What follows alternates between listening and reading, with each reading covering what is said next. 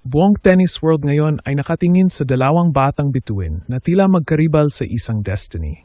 Ang isa, ang Filipina sensation na si Alexandra Ala. Ang isa naman, ang dating US Open champion na si Emma Raducanu.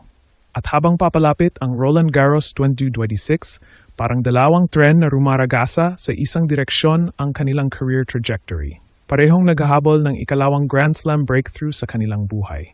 Si Raducanu ay matagal nang kilala bilang Teen Miracle matapos niyang gulatin ang buong mundo noong 2021 US Open. Pero ngayong 2026, ibang laban na ito.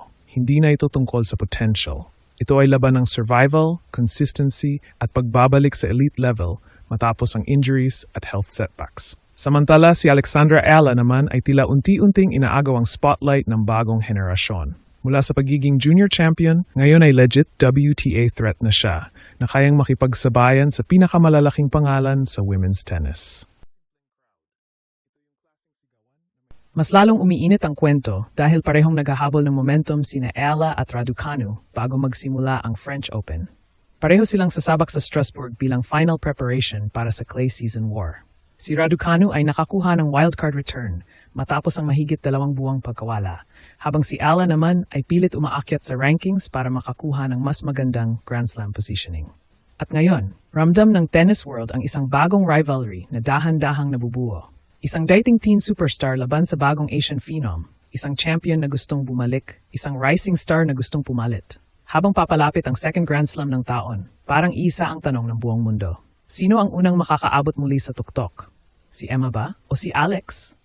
Sa totoo lang, napakabigat ng pressure na pasan ngayon ni Emma Raducanu. Hindi biro ang maging Grand Slam champion sa murang edad, tapos biglang mawala ng rhythm dahil sa injuries, coaching changes, at health concerns. Simula nung makamit niya ang historic US Open title noong 2021, halos taon-taon siyang inuusig ng expectations.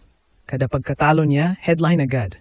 Kada injury update, trending agad. At ngayong 2026, parang gusto niyang patunayan na hindi aksidente ang kanyang pagiging champion. Kasalukuyang nasa World No. 30 si Raducanu at malinaw na critical ang clay season na ito para sa kanyang comeback campaign. Nakabalik siya sa final ng Transylvania Open ngayong taon pero naging roller coaster pa rin ang kanyang momentum dahil sa illness at withdrawals.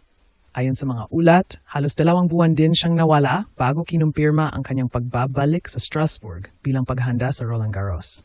Pero habang sinusubukang buuin muli ni Emma ang kanyang dating forma, may isa namang player na tila mabilis na sumusugod papunta sa spotlight, si Alexandra Ala. At dito naging dramatic ang lahat. Dahil habang si Raducanu ay pilit bumabalik sa dating trono, si Ala naman ay paakyat ng paakyat sa rankings na parang walang takot. Ang dating junior prodigy ng Pilipinas ngayon ay world number 42 na at isa na sa pinaka-pinag-usapang young stars sa women's tennis. Hindi na lang siya future prospect. Hindi na rin siya simpleng inspirational story mula Asia. Isa na siyang tunay na threat. Ang mas nakakagulat, maraming international tennis observers ang nagsasabing si Ala ngayon ang may momentum na dating hawak ni Raducanu noong 2021. Bata, fearless, crowd favorite, explosive ang improvement. At higit sa lahat, kayang magdala ng pressure sa malalaking stage. Hindi man sila direktang naglalaban pa sa Grand Slam finals, ramdam ng tennis fans ang parallel journey nila. Parehong batang stars, parehong naging global sensations, parehong may malaking fanbase. Pero magkaiba ang estado nila ngayon. Si Emma ay naghahabol ng redemption, si Alex ay naghahabol ng coronation. At habang papalapit ang Roland Garros, lalong umiinit ang possibility na magtagpo ang kanilang paths sa pinakamalaking stage ng tennis. Ang clay court season kasi ay hindi lang simpleng preparation tournament. Ito ang proving ground kung sino talaga ang mentally ready para sa Grand Slam pressure. Si Raducanu, kailangan niyang patunayan na kaya niyang manatiling elite despite setbacks. Si Ala naman, kailangan niyang patunayan na kaya niyang tumawid mula rising star tungo sa tunay na contender. At kapag pareho silang nag-click sa Paris, maaring ito na ang simula ng bagong malaking rivalry sa women's tennis. Isang British Grand Slam miracle. Kontra sa Filipina dream na unti-unti nang nagiging realidad. At habang abala ang buong tennis world sa pagbabalik ni Emma Raducanu, unti-unti namang may mas mabigat na usapan na lumalakas sa social media, sports media, at maging sa locker rooms ng WTA Tour. Paano kung si Alexandra Ala na talaga ang susunod na malaking global superstar ng women's tennis? Dahil kung titignan ang trajectory ng Filipina sensation ngayong 2026, halos cinematic ang bilis ng kanyang pagangat. Mula sa pagiging junior champion, ngayon ay nakikipagbakbakan na siya laban sa top 10 players ng mundo na parang veterana na agad. At ang mas nakakagulat, hindi na siya basta good story. Nanalo na siya laban sa established stars. Nakapag-quarterfinal na siya sa malalaking tournaments. At sa live rankings, muntik na siyang bumalik sa top 30 matapos ang matinding kampanya niya sa Italian Open. Dito ngayon, nagiging delikado ang sitwasyon para sa ibang young stars. Dahil habang karamihan sa kanila ay inconsistent pa rin, si Alex ay tila lalong tumitibay kada buwan. Sa Indian Wells at Miami, umabot siya sa 4th round. Sa Dubai, umabot siya ng quarterfinals matapos pabagsakin si Sorana Cirstea, ang parehong player na dumurog kay Emma Raducanu sa Transylvania Open Final ngayong taon. At dito nagsisimulang mabuo ang dramatic narrative. Parang dalawang magkaibang timeline ang tinatahak ni na Emma at Alex. Si Emma Raducanu ay dating simbolo ng instant superstardom. Isang teenager na biglang naging global icon matapos manalo ng US Open bilang qualifier. Pero matapos noon, dumating ang injuries, coaching chaos, at pagkawala ng momentum. Hanggang ngayon, sinusubukan pa rin niyang hanapin muli ang dominanting bersyon ng kanyang laro. Si Alexandra Ayala naman, parang kabaligtaran. Dahan-dahan siyang umaakyat, pero mas stable, mas grounded, mas kumpleto ang development. Kada tournament may improvement, kada pagkatalo may lesson. At habang lumalaki ang pressure, mas lalo siyang nagiging fearless sa court. Kaya ngayon, maraming tennis fans ang nagsasabing posibleng magbanggaan ang kanilang mundo sa Roland Garros. Hindi lang bilang simpleng match, kundi bilang symbolic passing of the torch. Isang dating teen queen na pilit bumabalik sa elite level.